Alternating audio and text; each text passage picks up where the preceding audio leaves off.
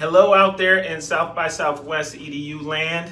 My name is Matthew Mugo Fields, and I'm a general manager at Houghton Mifflin Harcourt, also known as HMH. Excited to have this conversation today with two of the most brilliant and committed people that I know in this work of education. Full disclosure, I'm also excited to have this conversation with these two folks because not only are they friends and thought partners of mine, but the three of us are part of a group of folks, Black leaders in the education space that came together a couple years ago to create this thing called Innovation for Equity. Go to our website, innovationequity.org, and check it out. Today's discussion is going to center on what we have learned over the past year of grappling with this pandemic in education and what it might mean for the future. Instead of hitting you with a heavy read of their bios, I'm going to have these folks introduce themselves by answering one key question. And that key question, and we'll start with you, Lisa, is what is the most significant way the pandemic has influenced your work over the past year? So thanks, Matthew, and it's good to be here with both you and Henry, and I'll just jump right into the answer to that question.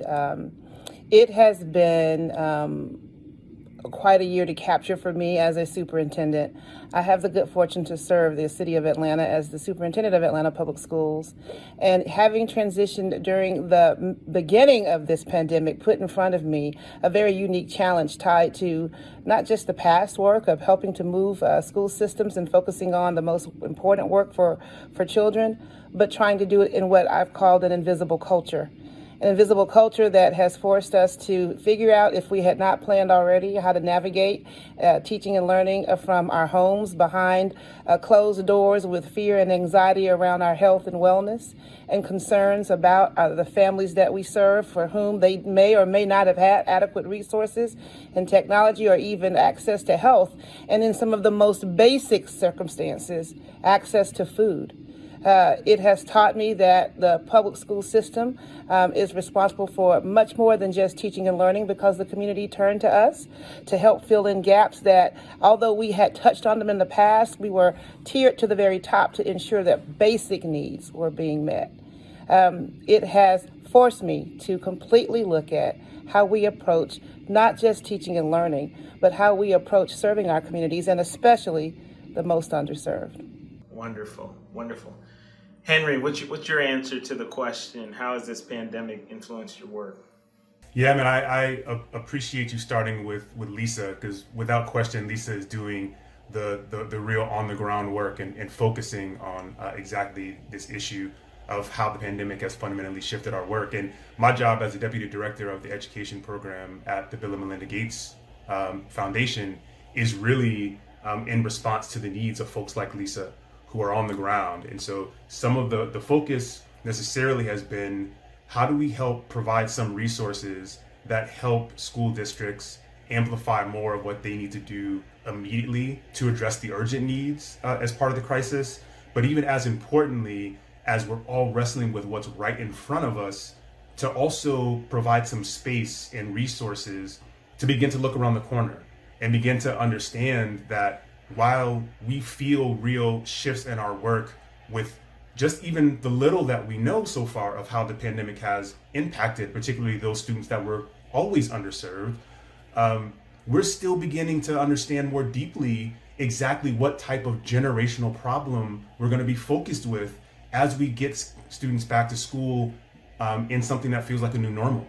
So this whole question of keeping one foot in the now, but also keeping one foot and recognizing this thing's not actually over. And even when it is technically over, the shift that we're going to see in our collective work are really in how we address the amplification of some of these opportunity gaps that are going to be living with us for some time. And, you know, in particular in this last year, with the focus at the Gates Foundation being squarely on equity and naming Black students, Latino students, and those students who are impacted by poverty as the center of the strategy, there's a recognition that another part of the work that's changed is that a lot of folks who have been working in the education sector were still blind to a recognition of just how deep these opportunity gaps were.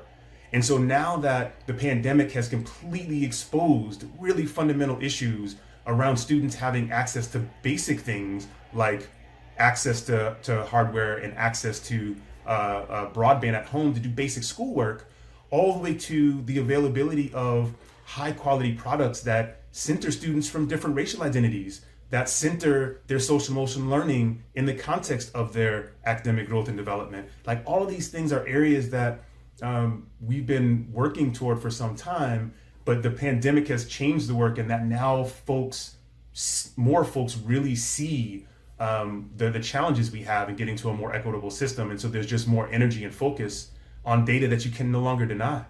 Absolutely. Great answers and great introductions of you both. I know much has been said, and there's going to continue to be much conversation and white papers, etc., on all of the challenges to education that were brought with the pandemic, and we're certainly going to touch on some of that.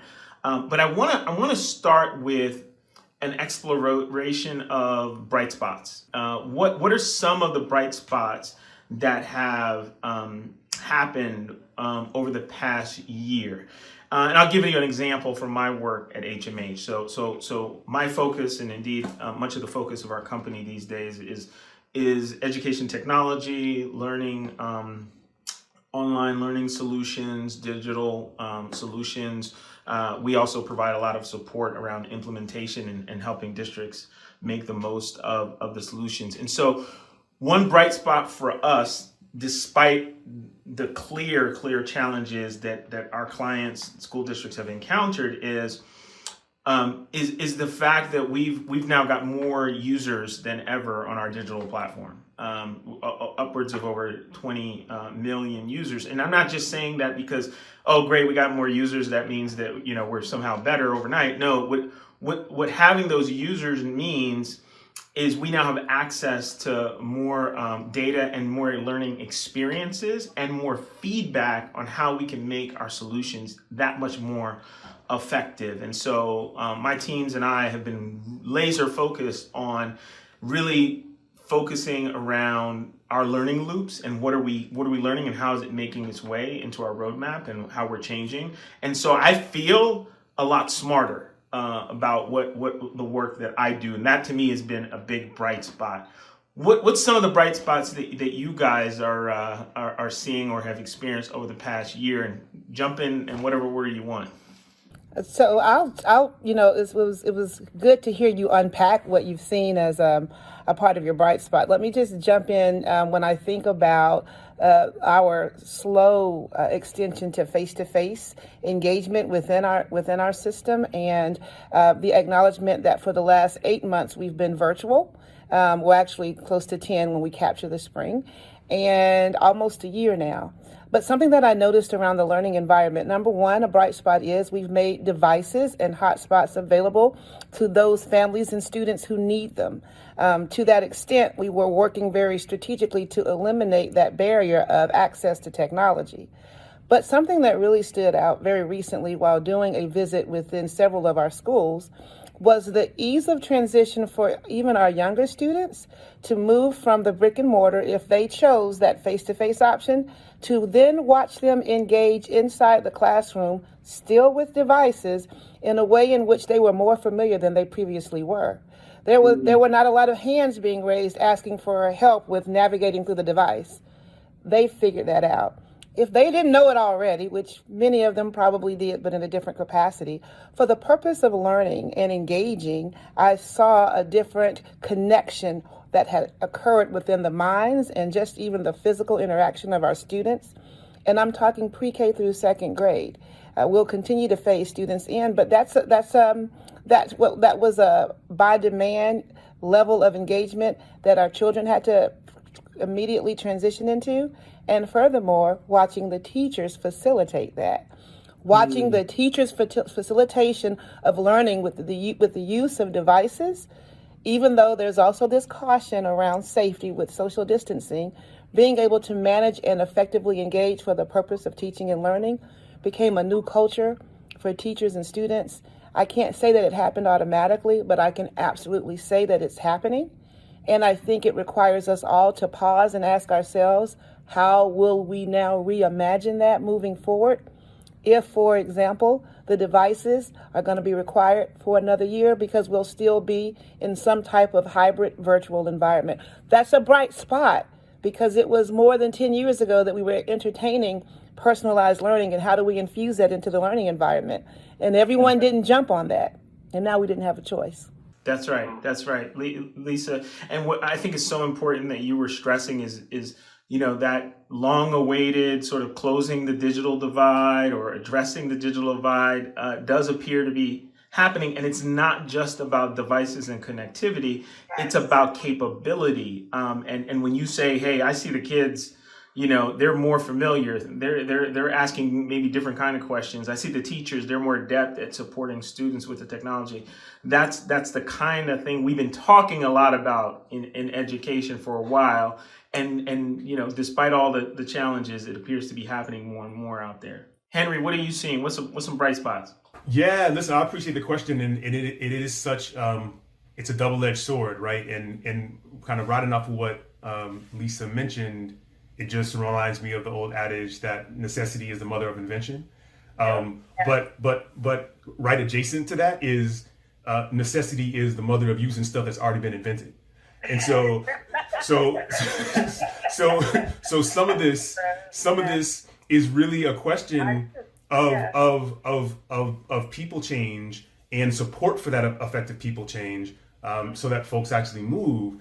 But all the folks that needed to move are not just folks who are end users or decision makers. Some of the folks that needed to move are also some of the product developers and distributors of product, right? And so this question of being immediately thrown into this space where you think you've devised the better mousetrap, what you're realizing when you're thrown into this context is you designed something for a subset of the population, which may not actually even be the core of the population that needs the most service and makes up the larger part of the market. And so a lot of what we also saw was much faster feedback loops between folks who build things and folks who said, hey, like the stuff you've developed, like all well and good, but it's not working for us for these ways. And some of that candidly was, sure, like nobody really imagined systems that were designed for teacher as the head of the class instruction to immediately switch to a place where parents are now teachers in more one-on-one environment. So that was work. But how about English language learner supports? You develop in supposedly high quality digital content and tools, and you have not attended to the question of English language learner supports. That's an important dimension of quality. Now you're in the pandemic and you have students who are English language learners and nobody else speaks English in their household. How is that parent even well equipped to support that learner? You better have more high quality and effective English language learner supports embedded in your content and tools. And that actually has been part of this interesting kind of wake up moment for a lot of folks on both sides of the sector. Absolutely. Couldn't agree more. A lot of folks in edtech finally started realizing who their users are, right? And that is certainly is true. Even down to, recognizing that parents as co-educators, a key user group that, would always get deprioritized, became essential, those kind of lessons. Let's shift to the part about of the reflection here on challenges, and there are plenty that we could mention and ways that the pandemic has presented challenges for education. The spin I want to put on it for us, though, is because we're going to spend most of the rest of our time together talking about the future and what we think may come out of all of this. And so when we think about challenges, let's think about and talk about what we think are going to be enduring challenges. There are crisis, episodic, I got to shut school down next week, got to deal with all that entails. And then there are things that are likely to be enduring challenges as we, create a quote unquote new normal. What are some of the enduring challenges that you think, are gonna live on here past pandemic, if there ever is such a day? So, if I were to just jump in, my brain went first to students, and what I think about what might very well be an enduring challenge is what I see us trying to problem solve for now. And so, in parts of our community here in the city of Atlanta, especially in our high poverty communities where there has been a lack of access to resources, et cetera, we have demonstrated that we've figured out a way to at least start to address the issue of access to technology, broadband, et cetera. On top of that, students have also identified that they don't have to necessarily be inside the brick and mortar in order to engage in learning. And I anticipate that whether it is our students who have already had some level of familiarity with technology for use of learning, that those who have found that to a degree they can still engage in learning, we better figure out how do we blend and balance that moving forward, but do it through the lens of equity so that we don't create further disparities around the achievement gap that we've been seeing. And we've been forced to tackle that very specifically. So what do I really mean? So I think about an enduring challenge will be, in special education, we speak about individualized education plans. We're going to need to be thinking more specifically about individualized learning plans that speak to the unique needs and circumstance of every child and every household, that helps us account for not only their learning, but the progress of it and the ability to help us all be co-owners of it, all being the student, the parent, and the teacher, whether we are face-to-face or not. That's not going anywhere anytime soon. And if there was another component that I would add to that, it is the actual achievement gap and the data disparity issue tied to performance. Prior to the pandemic, even upon transitioning into our system, it was very clear that we saw slow levels of increase around proficiency in areas of literacy and math that had occurred over the years, but it was slow. In our system, where over 60% of our students, when we take an overall view of how they are performing, they are still not proficient or above. That is an enduring challenge that says to us, how are we going to address that issue with a sense of urgency in a space where we still have to find a hybrid model to engage with them face-to-face or virtually and account for ensuring that their families have the resources they need, whether they are, again, inside the building or out. That is all blended to that end goal of ensuring that our students graduate and move from one grade level to the next, appropriately prepared to be outstanding and successful.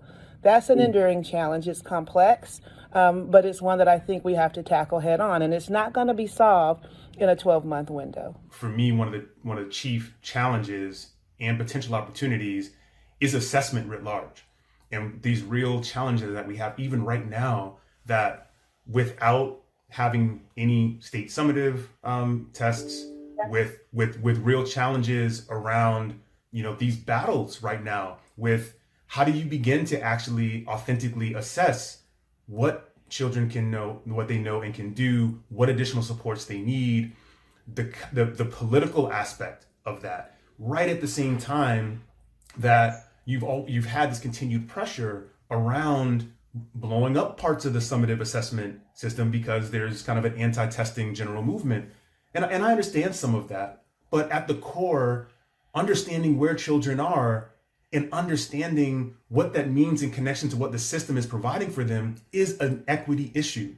And we have to understand that without the right types of data and authentic assessment, then we run into a situation where we're not equipping our teachers and systems leaders with the information they need to be responsive.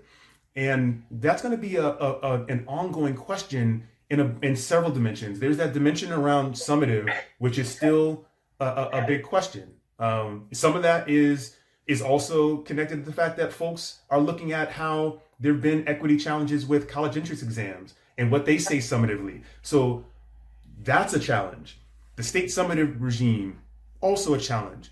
The question of people recognizing that social and emotional learning development and academic development are deeply intertwined, and this is particularly true for students of color in the need of having supportive learning environments, and this question of how to assess for that to provide supports. So there are real challenges with that and an ongoing for a long period of time, and there are political issues associated with that. But at the core, we have to understand how to be focused on assessment for learning, or there's no way we're going to actually be able to support, really brave leaders like Lisa and others who are wrestling with these issues.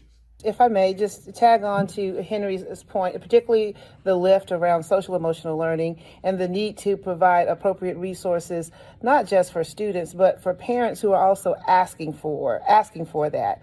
And as Henry also spoke to, this challenge that we'll see around how will we appropriately assess, whether it's formative or summative, how do we educate parents? And that's been perhaps one of the most frequent questions we've received throughout the course of this pandemic. It's one thing to show up for a parent conference every 6 to 12 weeks because, hey, the school has it. It's another when you're trying to figure out how to support co-teaching and try to better understand Lisa's level of performance or where her deficiencies are, or try to understand how do we account for that performance and quote unquote intervene. And parents are missing, and particularly in a good number of our Black and brown communities, they're missing that level of understanding. And that is something that we have to also plan for ongoing, because it's not just where they are now, but where they've lost and where we have to accelerate and catch up for that and communicate in such a way that they not only understand that they could also be co-creators of their child's success. Now we're going to shift a little bit to talking about what we think the future holds.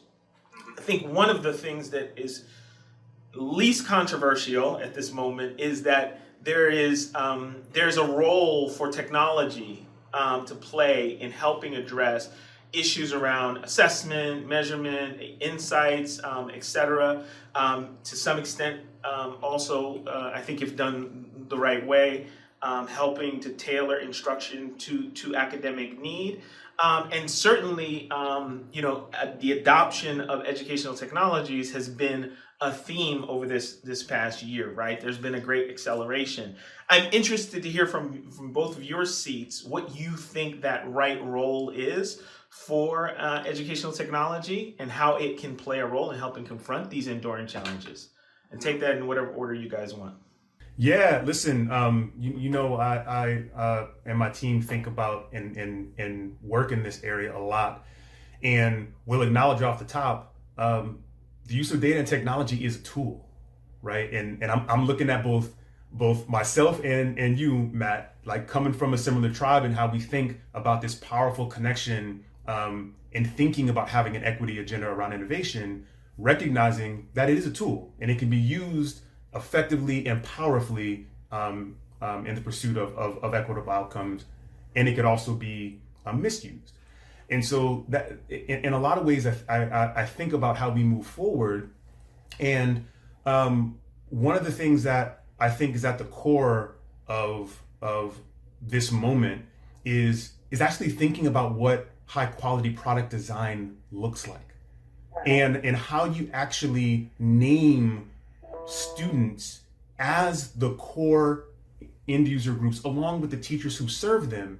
And if you're going to do that, and you're going to pick up all the ideas that we've always had around personalization, then when we talk about personalization, you can't personalize if you're leaving off entire aspects of student identity. And so you have to look at gender, you have to look at student racial identity, you have to look at home language, and if you have any hope of really designing what high quality product looks like. And so in this moment, some of the things that we're pushing on and exploring with a lot of folks in the field, practitioners, researchers, product developers, companies that build things, is this idea of the curb cut effect, right? And some folks kind of think about targeted universalism in this context, but when we talk about the curb cut effect, it's this idea that pretty much most sidewalks that you walk on right now, you'll notice is not a step down curb, right? You have a ramp on that curb. And it turns out that those ramps were built based on design and legislation around needing to support folks that were differently abled that had trouble with hard curbs. It turns out, after a bunch of research, that after you designed those curbs to address the needs of that particular subgroup, you actually serve the better needs of the broader population. So now everyone uses that. Research demonstrates that folks using strollers, folks who are running, folks who are just carrying heavy packages use those curb cuts. And so when we think about the power of the use of technology and how we want to reorient it, it's this recognition that we need to take that same design sensibility when we're talking about addressing the needs of specific subgroups of students while still paying attention to the needs of the broader marketplace so that you can really operate at scale in sustainable ways. And so there are a bunch of interesting examples around that. English language learner supports are one area, like we talked a little bit about that a few minutes ago, but certainly when you do the research, all students who may be struggling with acquiring language can leverage some of those research-based English language learner supports. And so when you think about designing for those subgroups, it's just by nature, if you're really going to be serious about technology in serving the public school system, you can think about the curb cut effect in that same way and think about that as a design. If you don't do that, then you end up in a situation where you're designing for some weird rising tide raises all boats context. And we already know that does not work, particularly with technology. Yeah, that is well said, Henry. If you're going to pursue user-centered design, which is what we all say we're doing, right? And really important, and gain intimacy with your users. That's right. Lisa, the particular angle I want you to address on this topic of the role of technology to assist going forward is this topic that some people call the learning loss. Lots of talk about learning loss, need for academic or learning recovery from COVID. How do you see technology potentially playing a role there? So I see that in multiple areas. We've made, reference to not just learning loss, also the unfinished learning concept, either or, however we choose to frame it. So it ties back to two things that I lifted earlier. And so first and foremost, I want to just speak to when I think about learning loss, particularly from the perspective of being not just a superintendent, but a former counselor.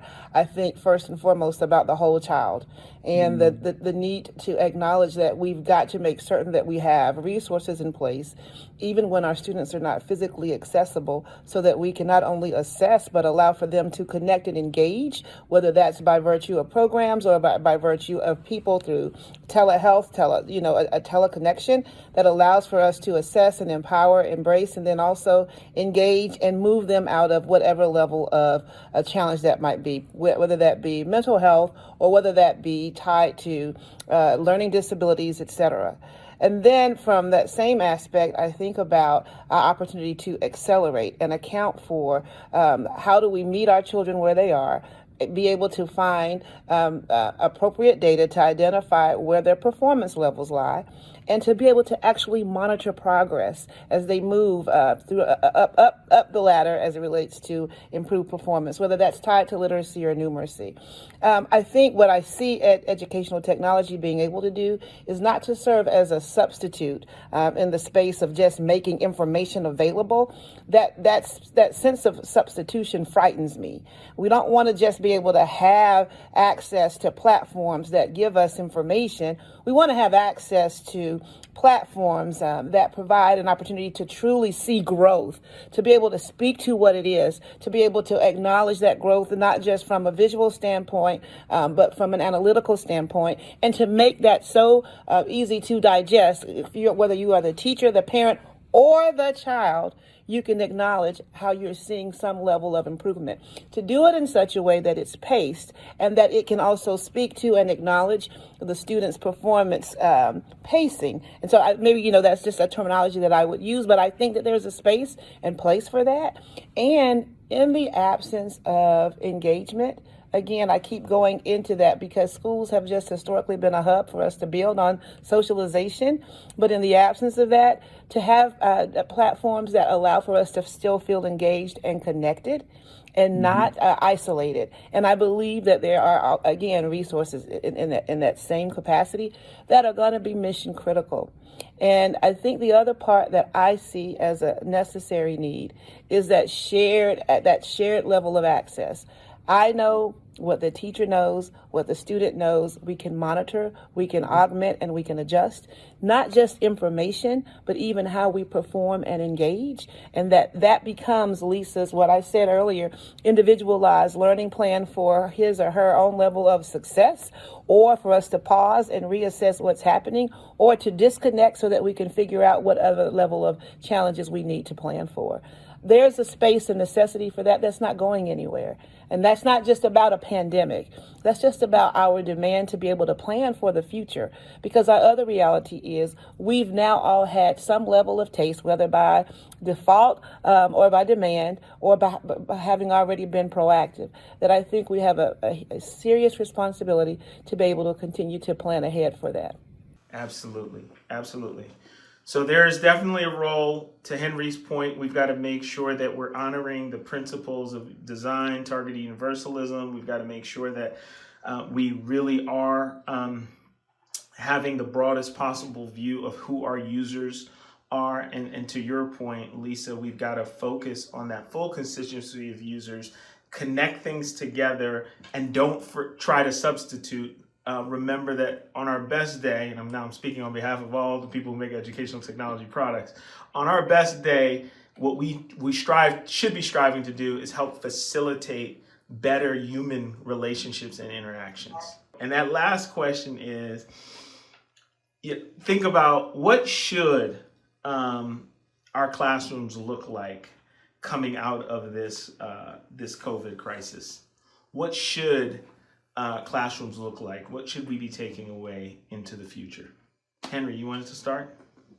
Yeah, I'll be brief. I want to anchor back on this question of the importance of social emotional learning development and its connection with the trajectory of all students.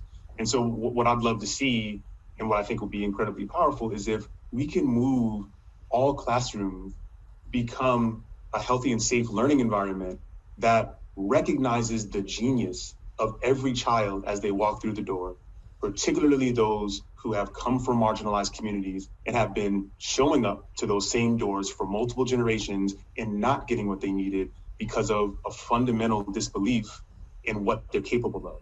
And so this question of acknowledging that and then connecting that very deeply into the culture, into the pedagogy, into the content in ways that honor that genius of all students and recognize that this interconnection between safe and healthy learning environment, social and emotional learning development, academic development and outcomes is seamless, is deeply connected. And if we don't actually have classrooms that look and feel like that, then we're in trouble. And I think likewise, the other side of the coin is if we can actually aspire and achieve that, we will see some real change. Lisa, what should these classrooms look like? Yeah, what does a classroom engagement look like? And so then that starts to look like a space where in the future, we are completely having class, and half of my class roster is physically in the room and the other half is not, but everyone is actively and appropriately fully engaged. And that I can account for how each child is performing. And for a student, there's a co-ownership in that. There's voice and choice. They are co-creators of their own experience.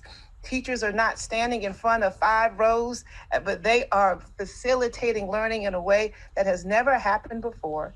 And all of the technological resources that are needed in order for that to happen and to make those experiences rich and robust are in place, because there is a space to still love and enjoy school, even though it's been disrupted in ways that we've never seen. It has simply forced us to reimagine what we want to see.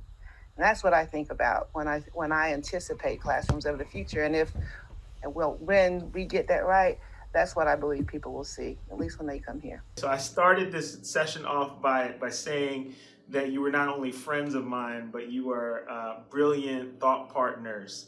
So my vision for the future of our classrooms is that they be more informed and more shaped by your brilliance and your best thinking. And so thank you guys so much for your time, and thank you for sharing your brilliance with us.